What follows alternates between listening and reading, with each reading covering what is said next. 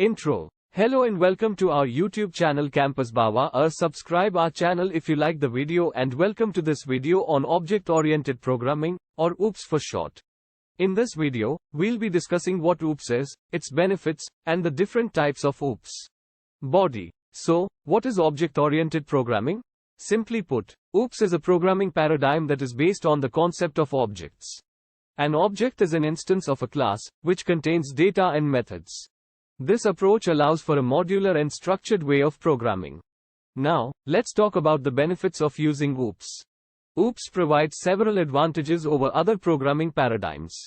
One of the main benefits is that it promotes code reusability, which can save a lot of time and effort. It also makes it easier to maintain and update code, since changes made to one part of the code won't affect other parts of the code. Moving on, there are several types of OOPS, including class-based OOPS. In this type of OOPS, classes are the main building blocks of objects.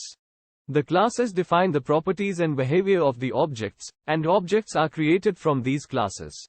Prototype-based OOPS. In this type of OOPS, objects are created by copying existing objects, which are called prototypes.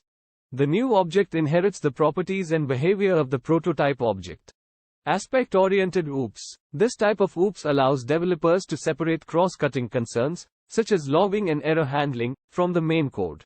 Aspects are used to define these concerns, and the code is then woven together to create the final program. Service-oriented OOPS. In this type of OOPS, the focus is on creating services that can be accessed by other programs or systems. These services are designed to be independent and self-contained, which makes them more flexible and scalable.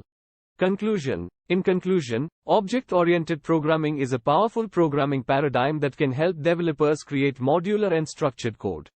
The different types of OOPS each have their own unique benefits and use cases, so it's important to choose the right type for your specific needs. Thanks for watching, and happy coding.